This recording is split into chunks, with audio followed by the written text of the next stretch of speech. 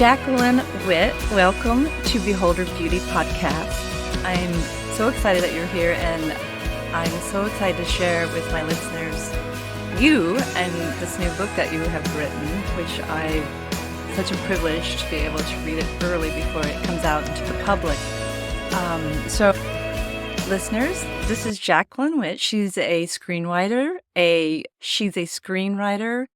a writer of a new book.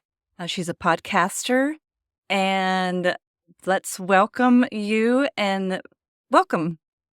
Thank you so much for having me. I really appreciate being here. Jaclyn, let's start first with you telling us a little bit about you. Okay.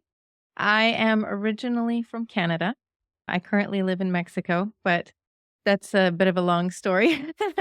But I've spent pretty much my whole life in Canada, living on the West Coast. And growing up, I was very much into the arts, whether it be music or acting and being on stage. And I started writing scripts when I was 11, but I didn't really show it to anyone. It was kind of like a closet hobby. That's what I call it anyway. Just something I did for fun because it was in me to do. And to be honest, writing is very much a therapeutic experience for me. So yeah, I really enjoyed the format of script writing because I like how you can see inside someone's head without being inside their head. It's kind of like real life that way. Like I can look at you and observe things and I can guess what's happening inside of you, but I can only guess. I can't actually know. Well, I love that. And what I really also love is that we met through your podcast, and which is the family-friendly screenwriting podcast. Am I correct? Yes. Well, it's the Faith and Family Filmmakers podcast. Okay. And so we met through that, and you guys, it's so lovely, had me on your podcast to talk about being a makeup artist in film. And so what's lovely is that we come from different areas of film. You as a writer, me as a makeup artist, who's also dabbling in a little screenwriting, but mostly writing. And then we're both Christians, and so your book really spoke to me in that sense, but people who are not writers are also reading your book and it's speaking to them. So it's not a book per se for just writers. It's a book for anyone who wants to learn about God in their lives, I think. Yeah. It's more so using what I learned from screenwriting to be able to explain things that I've observed in life and in my relationship with God. And so a lot of the book is referencing God as our author, because he's writing a story through us in our lives. And so that's why you don't have to be a writer to enjoy reading it, because it's not so much about writing, even though you can, like if you are a writer, you're definitely going to learn some things about writing and it will help you with your writing. But it's not just about that, which allows even non-writers to enjoy reading it. And they kind of get to have an insider's peek at what it's like to be a writer. These are the things you have to think about. Yes, and I think it gives them, like, even if you're not a writer, everybody's familiar with films, and so it's a wonderful metaphor for our author, God, to help us see how he is writing our story. So that's what I love. So before we get further into your book, it's one of my just trademark questions. And so we're going to bring it to beauty for a second. And so something fun. Do you have a favorite lipstick color or a beauty tip for us? Well, it might seem boring to some. So for lipstick color, I basically like to get something that's just like 1 or 2 shades darker than what I naturally have. And I guess because for me, my tip is I try to wear makeup in a way that looks like I'm not wearing makeup. Sometimes I put a bit more on when I'm on a camera because, with all the lights and everything, if I'm not wearing enough, then I just, look completely pale. But otherwise, like most of the time in my day-to-day life, I don't wear makeup or I wear very little, just enough so I look awake. because as I get older, I look like I'm, ready to have a nap, like, every moment of the day, even if I'm not tired. So, sometimes if I put on just a little bit, then it, allows me to look more like how I feel. But otherwise, I like the natural look, and I guess that's a very Canadian approach to makeup in general is you look like you're not wearing any, you're just naturally beautiful. That's what I love about makeup too. I think that it's there to enhance your natural beauty that God's already given you, more like an adornment or a choice because, like you said, just to celebrate or to lift you or to, and then especially though when you're on camera or in photos, Mhm. because we go from 3-dimensional to 2-dimensional, all of a sudden we'll start losing our dimensions, and makeup's just one of the tools that we can use to so that somebody can still see our, our eyes or expressions or the Mhm, way when we're exactly. talking, it's easier for them as the viewer. So let's talk about what true beauty is to you. And I think you kind of touched on that with the Canadian way of saying, but what is true beauty to you and how God sees us as beautiful? Do you mean in a physical sense? All of it. Okay, Maybe, I mean, just it can be physical or it could be spiritual. right. It could be, I guess actually it all plays together because I think authenticity really is where the beauty comes from, and being settled and comfortable and confident in that, like, just being who you are and being comfortable in your skin, and it doesn't matter if you're 20 or 50 or 90. God gave you this amazing body, and he gave you all the features that he gave you, and to be able to just appreciate that. And honestly, I have a feeling that after this world passes and we're in the next world with our glorified bodies, I don't think that we're going to be complaining about what size our nose is or if our ears stick out. I don't think any of that's going to matter. I think we'll just be so grateful and understanding of what God actually gave us. So yeah, I would encourage people even just not even look at magazines or like, when I got rid of cable years ago, I got rid of cable when my kids were small, and uh, my confidence, my even just my opinion of my own physical self improved, and I think that it's because I stopped watching commercials. I stopped mm, watching perfect people trying to tell me that I'm not good enough until I have this product.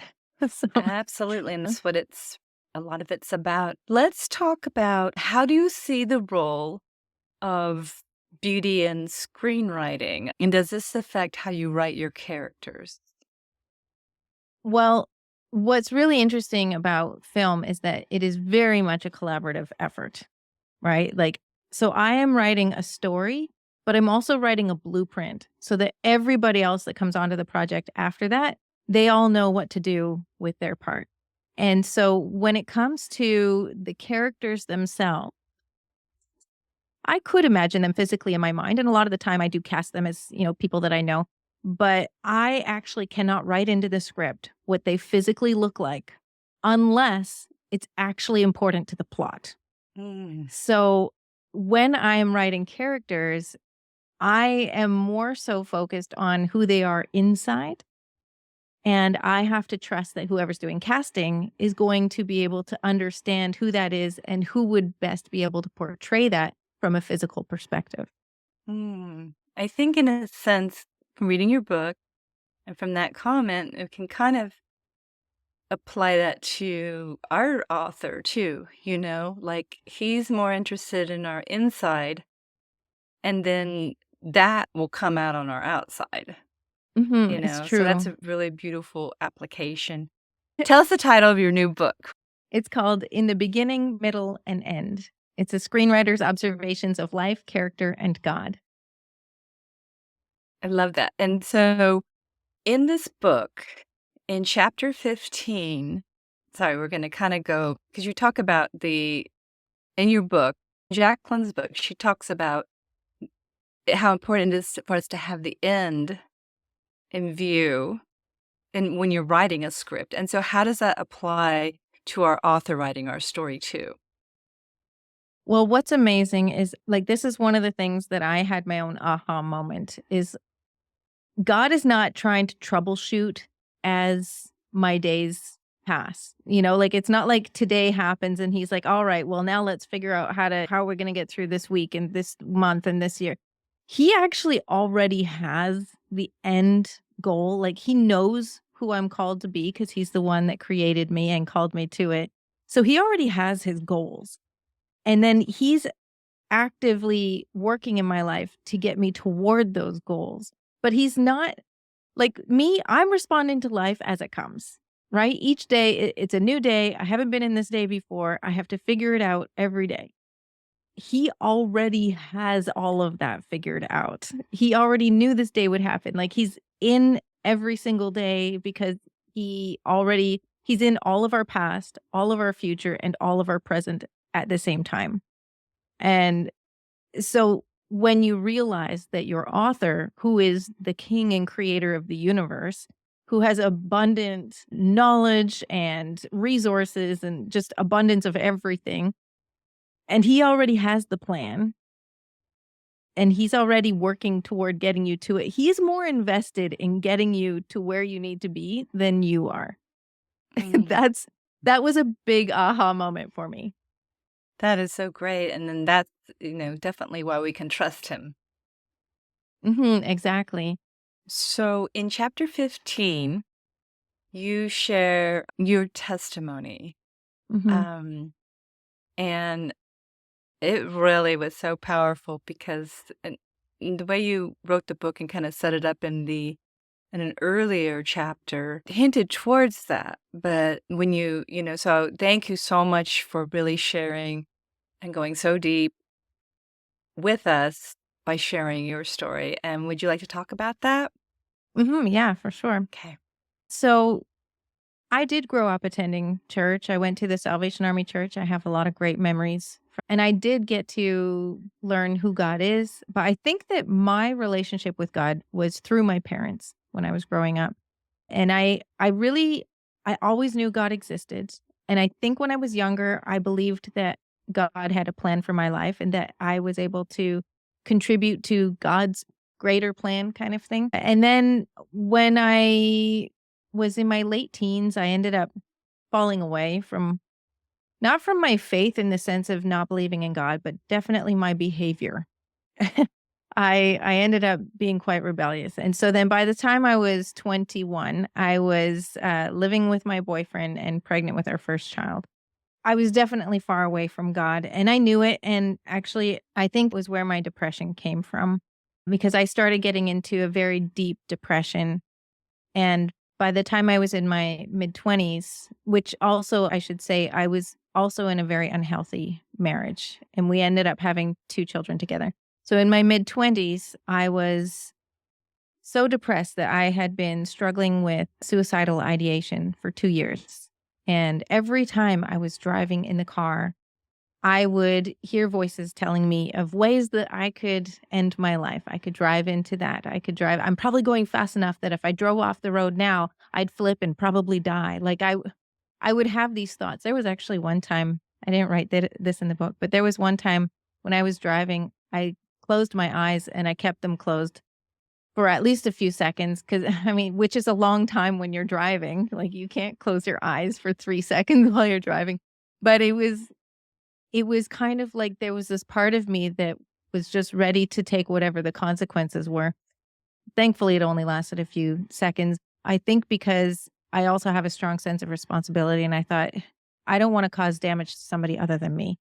And so just for that, I opened my eyes again. But it ended up happening that one night I was on my way home from work and I hated going home. Home did not feel like home. Home felt like I was like the worst person, I guess. Like all of the darkness was there and so I hated going home.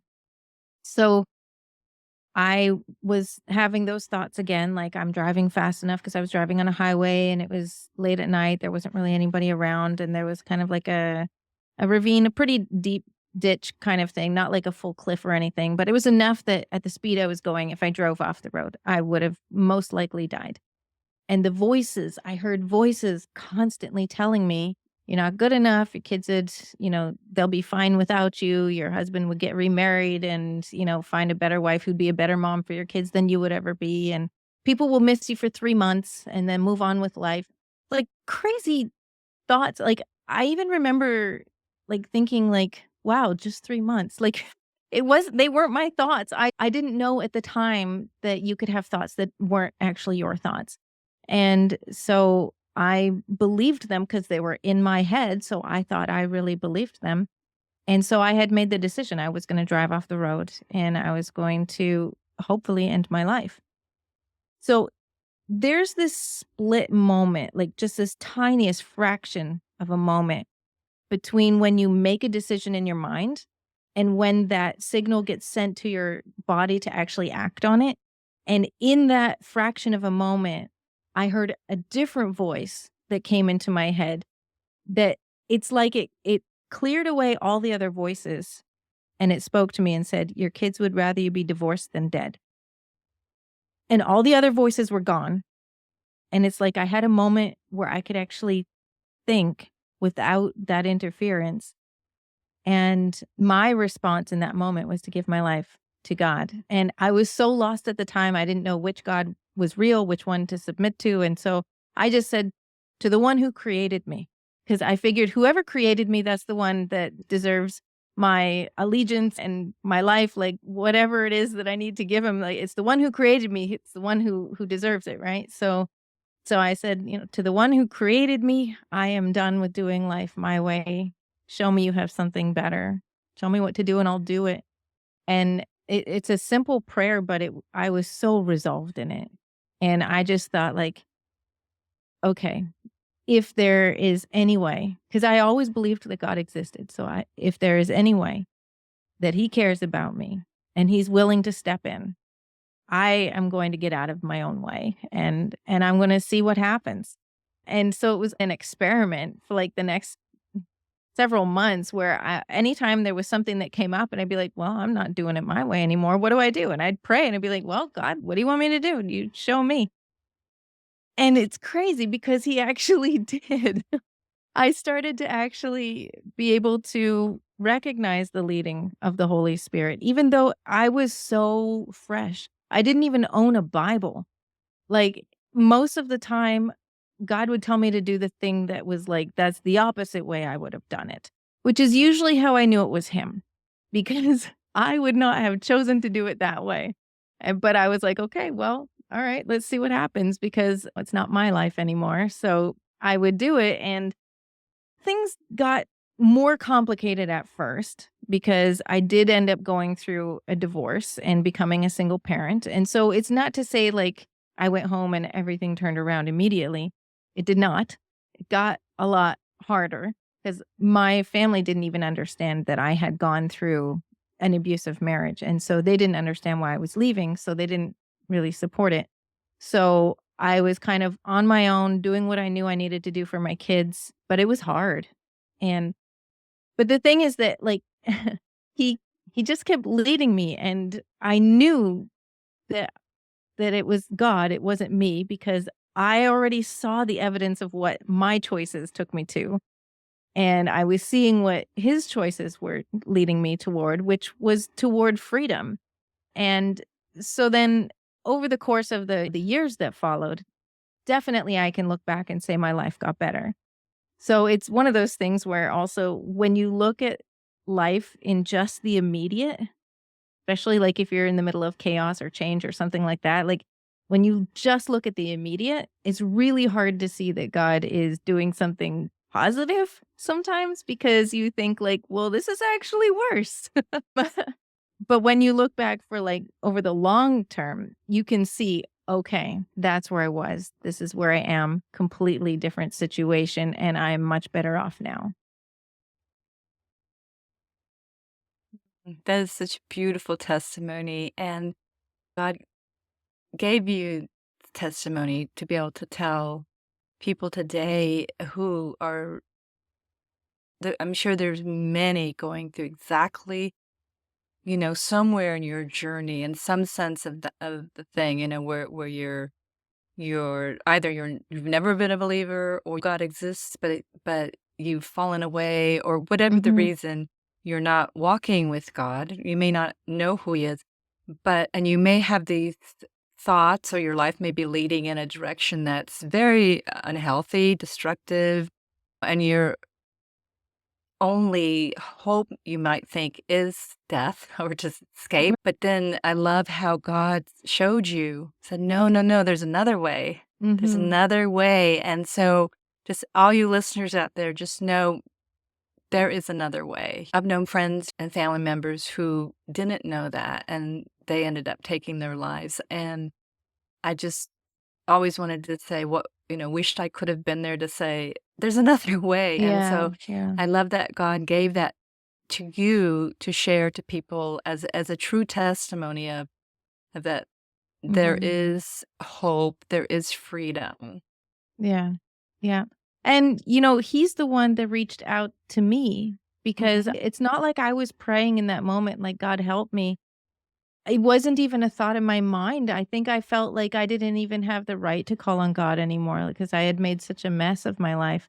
And so that's the amazing mercy of God that he doesn't wait for Mm. us to recognize our need for him. He extended his hand to me and he let me choose.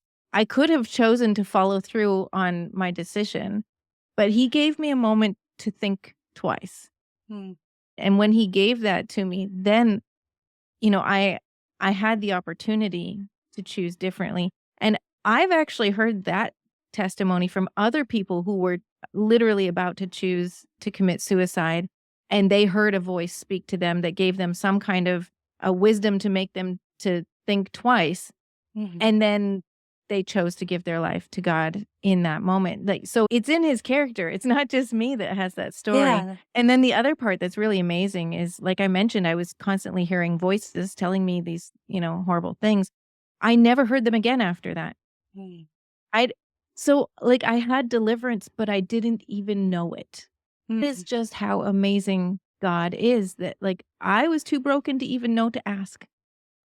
I was very, naive, or however you wanna look at it. I didn't know to ask. I didn't know, "In the name of Jesus, I need to cast these." He just did it. Mm. So, the amazing thing is that even though I didn't know to ask, Jesus just did it. I didn't have to cast out demons or anything. I didn't even know how to do any of that. He just did it because he knew I needed it, and he healed me. I didn't even ask him to heal me. He just did it. Mm. And like, it's so amazing when I think about it. Like, we don't have to convince God that we need deliverance. He knows. When we ask for it, because I'm not saying that there's something wrong with asking for it. Definitely we need to ask for it. But it's not as if we have to convince him of it. Mm-mm. I mean, I think he is, it's like back to knocking on the door. He's always there, and throughout, our lives when we're away from him, he's always seeking us too and pursuing us and hoping that we see him, that we wake up, that we hear him. And I think once you experience that, because I experienced that in a different way, but I experienced that, you look back on your life and you see, oh gosh, he was there then, he was there then, and you Mhm. see Mhm. the thread, you see that he was always there. He never ever left you. And I think he's with everything he's created. Mhm. It's just like you Yeah, and said, it's our choice.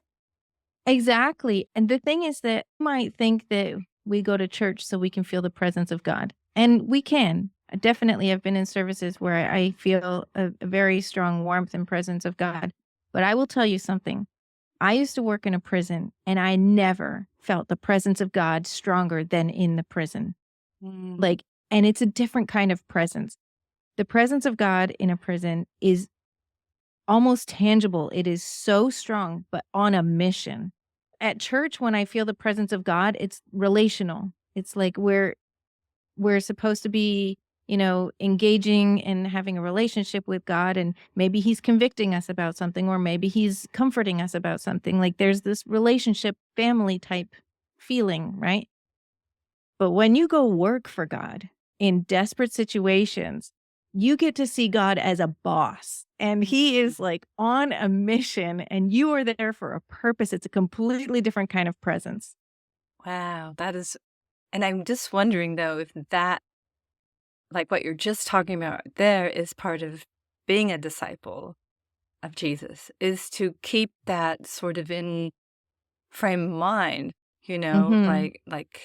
and I know what you mean about church, but when we're out in the world, when the people he places into our life, the people, um, that like one time, an old friend showed up that was, a mess. And my Mhm. husband and I are like, whoa. And I know an old version of me would have just kicked them out, but I was like, sense that no, this is like a crucial moment in this person's life. Mhm. This is a crisis moment. This is like, need to let him stay for a moment and then let him go. But it Mhm. was it was Mhm. just this feeling of like, this is such an important moment, right? This person who, you know, mm, this will be a defining moment for him, like what Mhm. choices he makes afterwards. Yeah, And I exactly. really have no idea what, and then that's, all we can do is pray, but it was Mhm. that feeling of like, and perhaps that's a bit what you're talking about. Mhm. Exactly. And I think that part of why we have such a variety of relationship dynamics in life is so that we can learn about a new dynamic of God.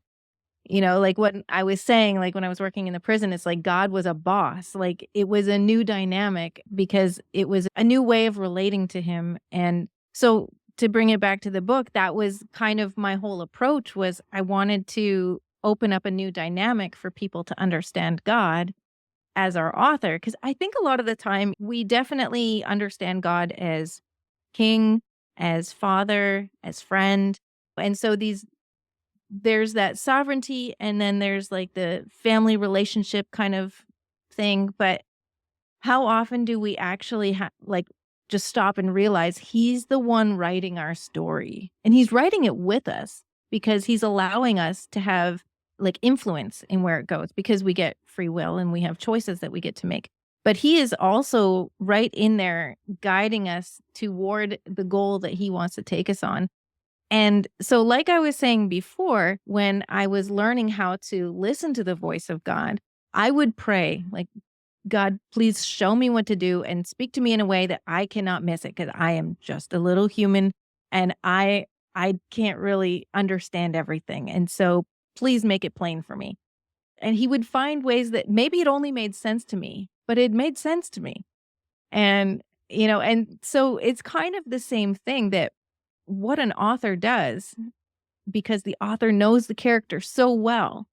The author will put either people or situations or obstacles in the path of that character in order to get that character's attention, in order to get them to shift direction.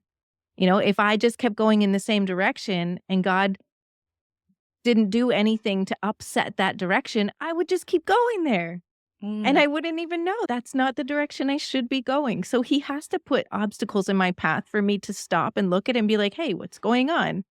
Then he can do something else to draw my attention in a different direction, and then I can go. And so I think part of what I wanted to express in the book was how, a lot of the time when things go wrong, we like to, "God, where are you?" And he's like, "I'm in this mess. I put it here."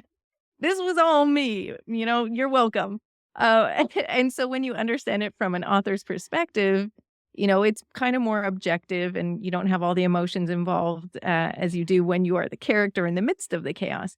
But you can understand and see that everything is for the good of the character. Everything is moving them toward that goal, which brings beauty and satisfaction and resilience, like all the things that we need, right? Whatever that flaw is that character arc is moving toward overcoming, it's it's because the author is creating these scenarios that make it uncomfortable for the character that the character will actually grow and achieve their character arc.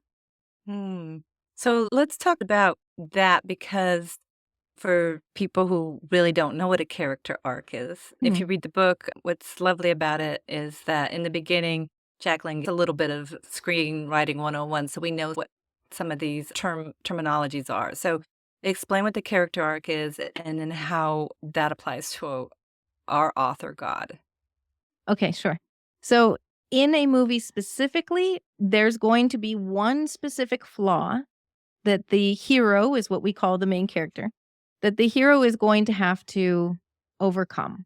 Or they might fail at that. That happens too. But the whole story is going to revolve around the opportunity for this person to grow beyond this flaw. So let's say if they start out as a liar. Okay, well, then the opposite of a liar is somebody who is honest and tells the truth. So then if the character learns to tell the truth, they have achieved their character arc because the focus was on overcoming that particular character flaw. So in our lives, we are very flawed people. We have a lot of flaws to deal with. But God is not necessarily going to say, we have to deal with all of them all at the same time. Sometimes he's going to choose one or two and he's like, let's just really dig into this because this is going to unlock the next one that we need to work on. And so he wants us to come to that point where we grow and we leave our flaws behind one by one, bit by bit. He's chipping away at those places in our lives that are keeping us from being who we are called and meant to be. Hmm. I love this one quote in chapter 5. So it's good news, bad news. That's the name of the chapter. Mhm. And you say, the reality is that you don't actually know what you're capable of until you've done it. And since I read that, I've just been seeing all these different situations where people need to know that. So let's talk about that. Yeah, yeah. So, okay, in a movie, when I'm writing a character, my character doesn't believe that he could actually be different. You know, whatever the flaw is, it's working for him at the time that we first meet him at the beginning. But as I take him through these opportunities for growth, that's what I call it. Really, what it is a lot of obstacles and a lot of hard lessons learned. Then he'll get to the end where he does have an opportunity to step outside of who he's always been into who he could be. And when he does that and he achieves his character arc and we get to see that fruit in his life, then he sees that actually he can be that person. And I relate that to our lives where there are so many things that God is calling us to that who we are today has never done any of that. It's outside of our realm of experience, but yet God is calling us to it. And so what do we do with that? Right? Like, so what I want to encourage people is to understand that he as your author, he knows what you're capable of because he's the one that created your character, right? He gave you all your attributes. He gave you all of, the things that make you who you are. He knows what you're capable of. You don't even know. So if he's calling you to something and you're saying, that's not me, I don't have those skills, I can't do that. Say, for example, when my husband and I moved to Mexico, he didn't even speak Spanish, but we sold everything and went. And he could have easily said that as an excuse and said, let's wait a year while I, try to learn some Spanish or something like that. But no, he just went and he's been learning as we're here. But the thing is that you don't actually know until you get there. Like you can't know if you can do it until you've done it. And so to limit yourself and say, I can't, you're actually limiting your author and calling him a liar if he's the one telling you you can.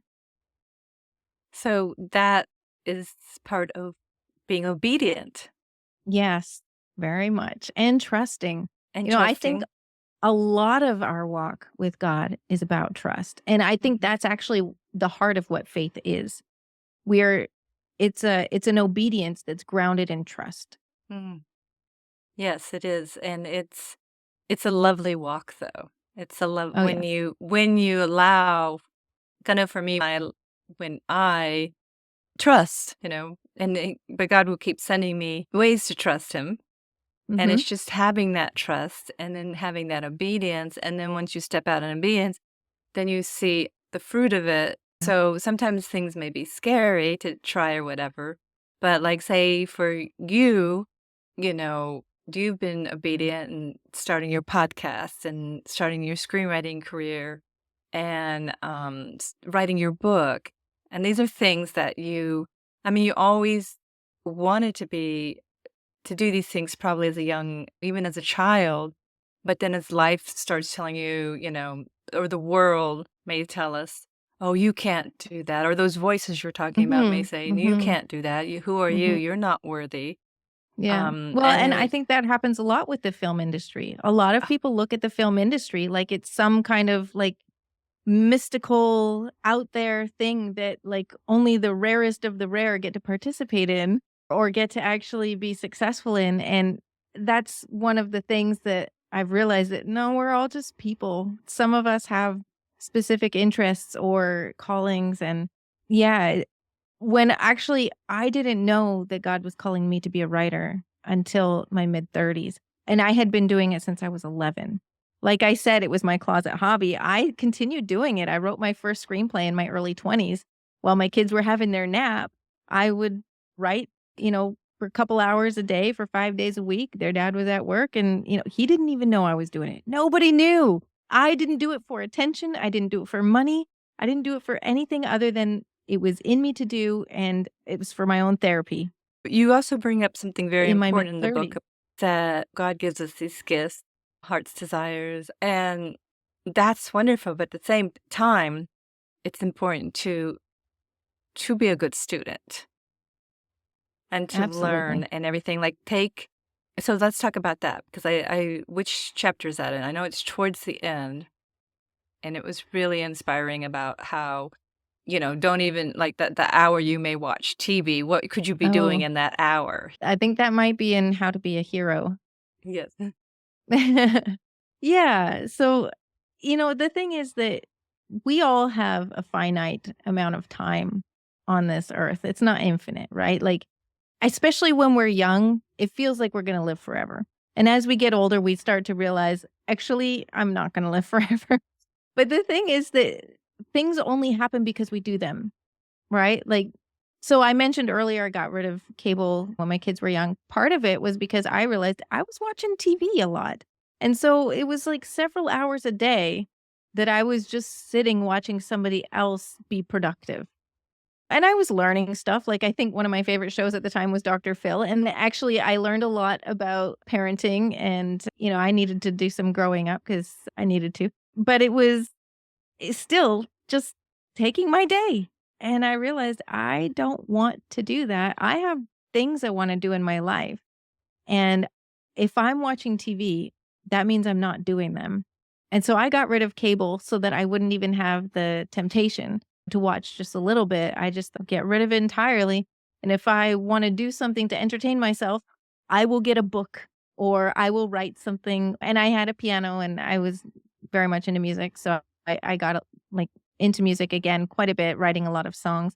So I focused on being creative rather than just seeking entertainment, which is huge right now in our culture, like, looking for entertainment and things to entertain us and keep us entertained, like, I think that's and I know it's ironic, I get it, because I am a screenwriter, I write movies to entertain people, but at the same time, I want to inspire people, but I want to like, in the book, the whole thing was to let people know, like, be intentional with your time. It's not wrong to have some entertainment on occasion, but if your life consists of go to work, watch TV, you're missing something.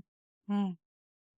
Well, especially if God's given you a calling or gifts or talents Mhm. that are not being realized, because it's important that that is part of back to obedience and trust right there. That is part of it too. And just as you were saying, he wants us to be, the author of our lives. He wants us to be the people we were made to be. And part of it is realizing those gifts that he's given us. And they may just be for you.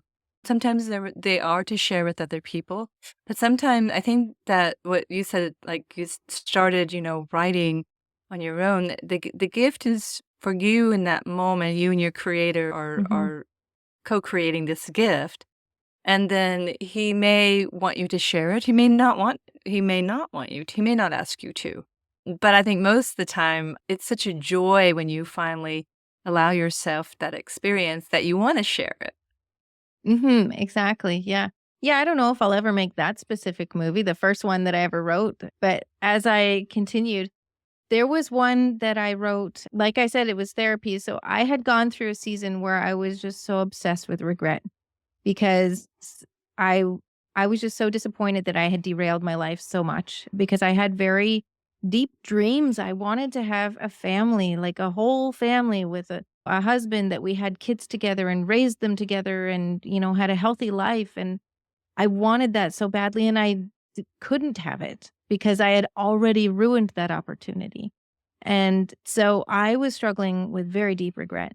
So I wrote this screenplay based on that because I kept having like this obsessive imagination of if I could go back, if I could change this 1 year in my life, if I would make different choices, then that would change everything. Like my last year of high school, like if I had done this instead of that, I would be in a completely different place in life. I'd be in a much healthier place. I wouldn't have gone down that path. I wouldn't have had that relationship.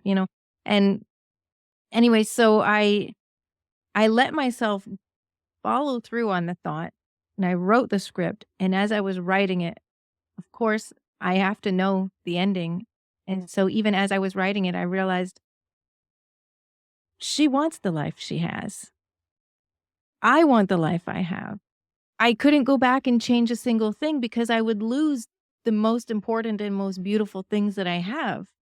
Because I couldn't go back and get rid of the things I didn't want without losing the things I do want. And so I was able to find my own closure with that project. But as I've actually shared it with other actors, it's actually in pre production right now, it's been optioned. Um, there have been other actors that have come to me and told me that when they read it, it actually brought healing to their lives. And so that's the amazing thing is that God gave me this gift for me to be able to benefit from, and it brought healing for me. But then it's actually taken on its own life and moved on to help to benefit others. It's not even made yet. Like, I Mhm. can't even imagine what God's plans are with it once it's actually made and out there. My goal is I wanna get to heaven, and there will be so many people there that I've never even met, never even knew existed, and they'll be like, "I'm here because you encouraged me with that movie." That is beautiful, and that's when we are healed in that way creatively and then Mhm. share it in a creative way, and then somebody is able to heal from it's just so amazing, and is that the, screenplay that we're reading along with the book? Or is that a No, different no. okay, so this is That's a different one. It's called okay, Flashback Jane. Yeah, the one in okay, the book there's actually, I think, 4 or 5 different scripts in the book. okay. One of them is Who is Zara? Mhm. And that one is very much it's different than a lot of the screenplays I usually write because that one it gets into some really deep and dark struggles, that this character goes through. But that one it's about a woman who, she wakes up one day in an mental institution being told that she's not who she thinks she is, that actually she's a mental patient who has amnesia and psychosis. And every time that she falls asleep, she wakes up in the alternate world and she doesn't know what's real. She doesn't know why she's having this psychosis. She's trying to figure all of the stuff out. And so that whole journey is actually about her discovering who she really is, like, because that's why it's called Who is Zara, because she has to discover her own identity.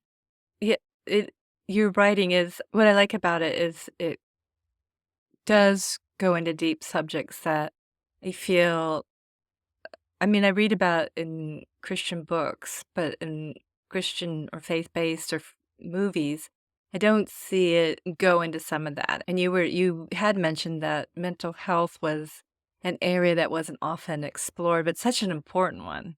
Mhm, mhm. And having had my own struggles, I feel like I can approach it from a perspective with authenticity and with compassion and reality. I literally heard voices that probably had I told anybody what I was hearing at the time, I would have been hospitalized and medicated. Mm, that is true. That is true. Absolutely. They even told me that I should start drinking, that I should cut myself, that I should, start smoking. And like I thought, and it was strange because like the thoughts would come like, "Oh, yeah, you should start smoking. That'll bring some relief for you." And I was like, "Smoking? What? But what? What?" And they were like, "No, actually, you should go for something harder." Like it was the weirdest thing. I'd have these conversations in my head arguing with them because they would tell me to do these things.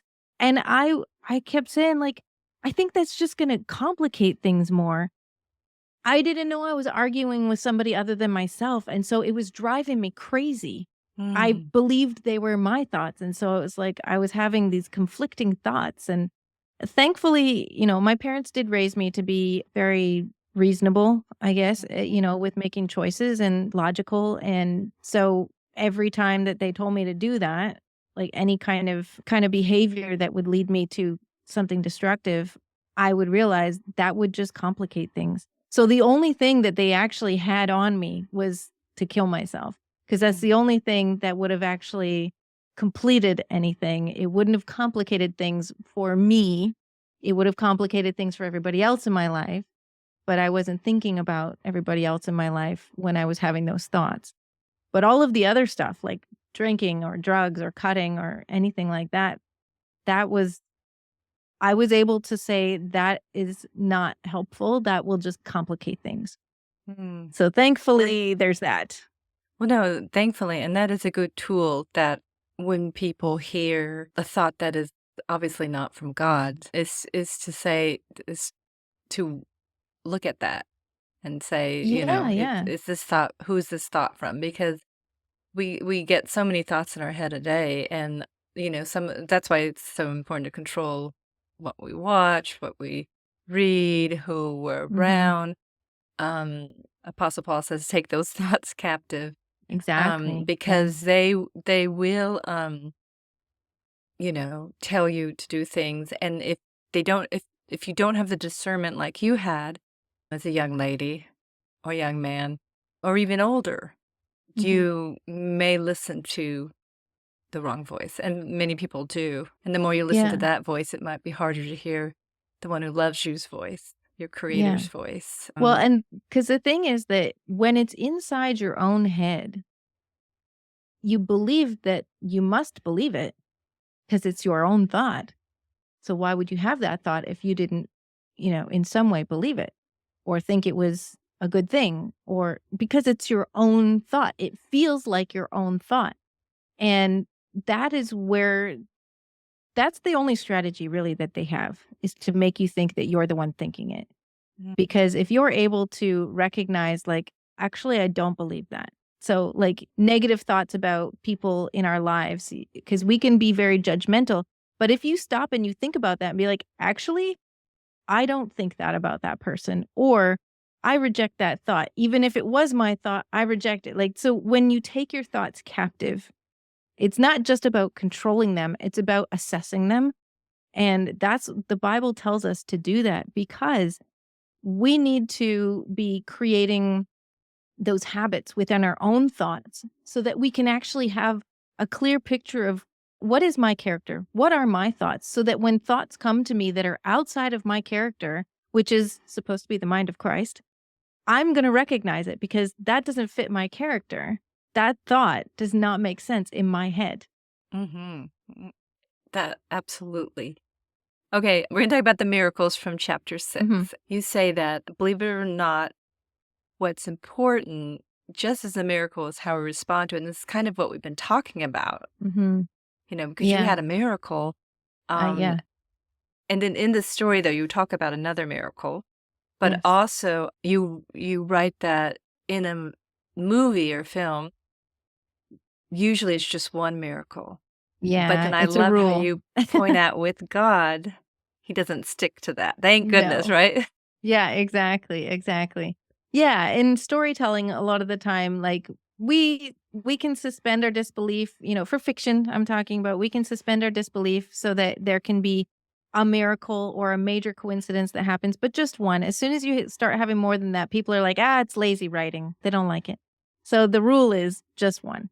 But when it comes to God, he's not bound to that rule. he can have as many as he wants because he's the author and he can kind of interject himself as a character, even though he's invisible. So in that chapter, what I was getting at was the fact of miracles. Okay. Like, I think there's a lot of people that are wanting to experience a miracle because you, it is amazing when you get to witness God move firsthand. Oh, we've And froze for a second. oh, Okay, we okay. froze. I'll So, stop. and you were at, it's amazing when we get to witness God Yeah. firsthand, miracle Yeah. firsthand. Yeah. So when we get to witness God move firsthand, it's like this undeniable proof that feeds our flesh, that tells our flesh, like, see, we knew it. But the thing is that in order to have a miracle, that means you have to be in an impossible situation. And so if you're asking God, like, say, I wanna witness a miracle, I wanna see you move, you need to recognize that you're asking God to allow you to end up in an impossible situation so that he can do something to make himself be known to you. And that's really hard to do because when you are in that impossible situation is when you start to ask God, where are you?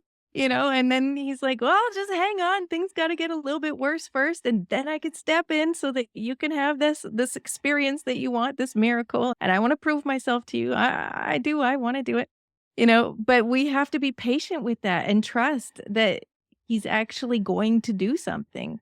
And so what I was saying is that our heart, where our heart is right before the miracle happens, is what's really important. Because if by the time right before the miracle happens, if our hearts have become bitter because we've waited too long, or in our opinion, or if we feel like God has abandoned us or anything like that, then basically we've missed this opportunity for relationship with God.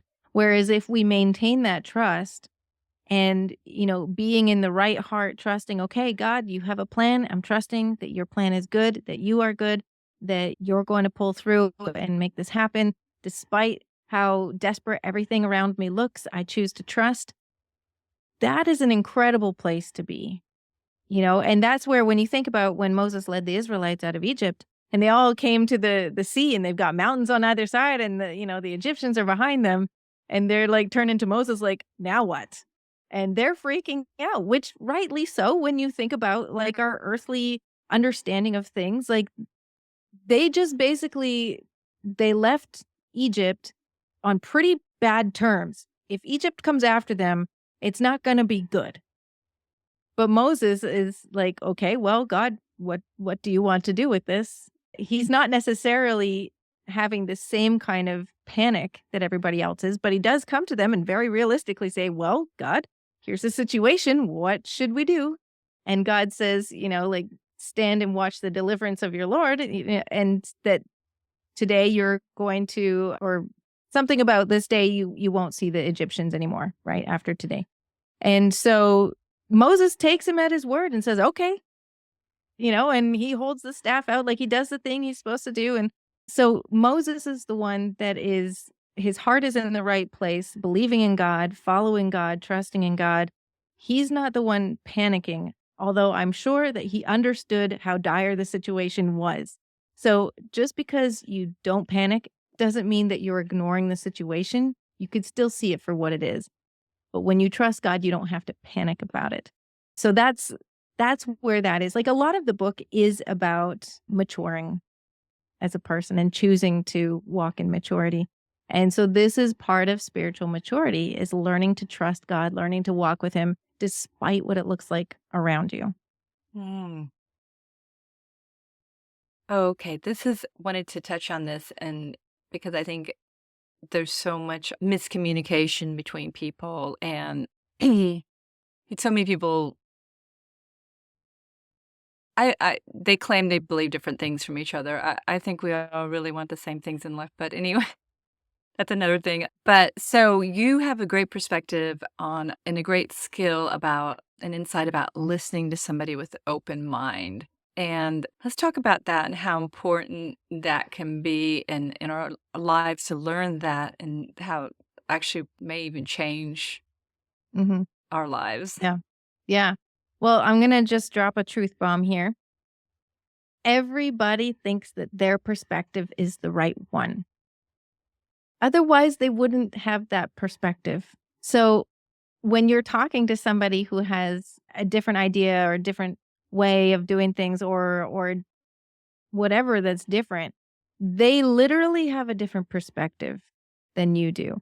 And so in order to understand why they are the way they are, so that you can have a conversation that respects them as a human being and as a different person, and also understand what their need would be if you wanted to convince them to look at something differently, you have to understand what they're looking at to begin with, right? So when you ask questions out of curiosity and not out of judgment, and you can listen to a person explain what they think, what they believe, and understand their perspective, you're in a much better position to be able to have a conversation. Now, you may end up being at odds at the end of that conversation.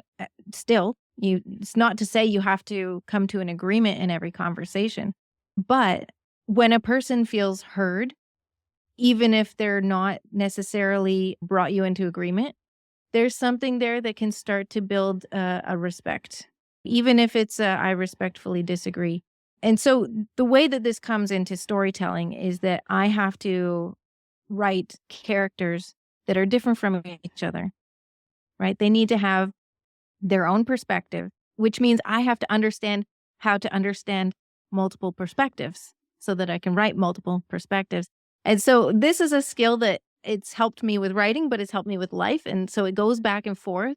And it was one of the reasons that I did a lot of writing with like therapeutically was because it helped me to understand the situation, because I would sometimes take a situation that actually happened in my life, and then I would take all those characters, and so I'd write something out, and then it helped me to understand each person's perspective along the way, to understand why things ended up the way that they did, gave me closure, and I could move on.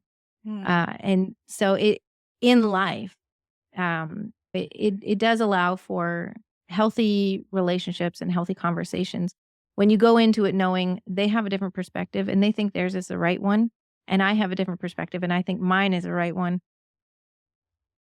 Mhm. So, No, you it's know, it's so you both true, go into and it thinking you're right. no, it's so true. For example, after I read that chapter about that perspective, and I e have a friend who has a completely different perspective than I do about some things, and, well, one being faith, but also other things in life. Instead of judging her, though, I just thought, "Okay, why does she have that perspective? Is she afraid? Is she scared?" And that helped me have, instead of judgment, compassion. Mhm, Like, "Oh, okay, like, there's gotta be a reason why we have the perspectives we have." And not that mine is necessarily right, but then it helps me also look at, I mean, of course, I think it's, I mean, the one about God is certainly right, but anything mhm, past God can be obviously aired to my human mhm, I exactly. thoughts and judgment, and so that's kinda why I hold those loosely, in a sense, because as God reveals more knowledge and more information to me, then I will Mhm, know, like, my own first thought about something may not be correct, and so I have to then go to the one who really knows and ask exactly, and yeah, see if my perspective is even right. yeah. So it's kind of interesting when you start thinking about somebody else's perspective, and that helps go, "Oh, what about mine?" A lot of the time, our perspectives are framed and shaped by the culture we grew up in, like our home, whatever our culture was in our home, whatever the expectations were, pop culture, culture within our school, like everybody has their own experiences in life. And so the experiences and the people we've interacted with have helped to shape who we've become. And so I've interacted with people different than you have, and I've had different experiences that you have. And I can grow up in a different decade than someone, and that's enough. Even if we're in the same family and grew up in the same town, like just the fact that it's a different decade. There's something different that is speaking into them as they're growing up. And so, yeah, there are so many factors. And so as a writer, as I'm building characters and realizing how many factors go into creating just a character that's going to be on a few pages. And so how much more so are real human beings so just completely different because of all the different experiences that they've had. So I can't just expect somebody's going to see things my way. How Mhm. could I? Hmm. Mhm. That's wisdom. Okay, so let's go to goals and crisis, chapter 8, and then you have a Winston Churchill quote: "Never let a good crisis go to waste." So let's Yeah. talk about that. Yeah. So surprisingly enough, people may not realize that there are different types of things that can bond people or characters together. And in the book, I quite often use people and characters interchangeably. So I could be saying the word character, but people are realizing she's talking about people right now. So yeah, one of the things that can actually bond people is crisis moments, and also goals. And so I think I start out with goals and explain how, when you have a common goal and you're all working toward that particular goal, there's a lot of bonding that can happen because you're working to attain the same frame of mind and the same objective, and you're learning to trust each other and depend on each other. So there's a lot of bonding that can happen. Plus then the joy that when you reach those milestones, you have someone to celebrate with that gets it, that they understood what it took to get there. So yeah, there's bonding through goals is really important. And when you don't have a goal, that can actually sometimes be a pitfall in a relationship. And I'm not saying that the relationship has to always have like a creative goal or something like that. But, there needs to be a direction in order to walk together, right? And so then if something happens in the midst of pursuing a goal or just in the midst of life, when you're in a crisis, that's also a bonding moment, or at least a bonding opportunity. Sometimes it will tear people apart, but there are a lot of times where there's opportunities that people can actually bond through that crisis. If you think about like a natural disaster in a community and the community rallies together, there might be people that didn't like to, communicate or spend time around each other before. Well, now they're kind of in a situation where they have to. And so in that situation, they learn to gain a degree of respect for each other. Even if they don't become best friends, they can gain a degree of respect. And so there's a degree of bonding that happens there. And so, yeah, it was just one of those things that a lot of this book is about, like, these are things that helped me understand about life and God, and also just to be able to interact in a more mature way with the world and with God and with the people that I interact with daily. So being able to recognize that having a goal and or having to deal with a crisis, that actually some amazing things can come from that, because we can actually bond if we are pursuing it correctly. Hmm.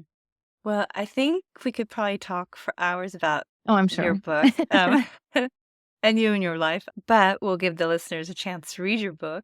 So you can go to Amazon and look for In the Beginning, Middle, and End by Jaclyn Whitt. And if you want to read something of mine right away, you can actually go to my website, jaclynwhitt.com, and you can request to get, I have an article that I wrote that kind of gets into this. It's talking about the techniques that screenwriters use to suck you into a movie, that if you realized the movie was going to go there, you wouldn't have watched it. But because you got sucked in with all of these particular writing techniques, you go ahead and keep watching it, even though you realize you probably shouldn't. So I wanted to kind of open the box on that one for people to see, like, you got duped. This is how they did it. Mhm. Watch for these things in the future so that you don't get duped again. Yeah. Would there be an actual screenwriting book that you do put out? Because I think that it would be so good. Yes, actually, because I've been developing a lot of presentations, like workshops and stuff like that, I've been thinking lately that I should put them into a book, because, and because I do use relationship with God to teach screenwriting also. In this particular book, in the beginning, middle, and end, I'm using screenwriting to teach about walking through life and with God. But I do it the other way too. So yeah, I actually I plan to do that. We'll see when I'm able to actually accomplish that because I've got a lot going on, Be a but it's companion coming. book. And so where can people find you? Tell us the podcast, which social media do you like Okay. to, that sort of thing. I am most active on Facebook. So you can look for Jaclyn Whitt on Facebook. The podcast that my husband and I do is called Faith and Family Filmmakers Podcast. We interview people in the film industry who also have a Christian worldview. That's why Deborah was on our show. So it was really cool to talk to somebody who does makeup. And so, sometimes it's actors, sometimes it's producers, it's, everybody. But yeah, so if you go to jaclynwhitt.com, that's probably the best place to go and you can find all my stuff. Would you like to pray for our listeners? Absolutely. Okay. Heavenly Father, I thank you so much for this opportunity to share the testimonies that you've given me with other family members in the kingdom. I pray it would touch their hearts and their lives, Lord, that you would be able to use it to encourage them to share their own testimonies with other people. And I pray that you would give them peace and wisdom and, Lord, just direct them in the paths that you want them to go in and help them to understand that you are the one directing their paths. In Jesus' name, amen. Amen. So thank you so much for joining us today. And listeners, keep an eye out for Jaclyn's book. You're definitely going to want to read this one.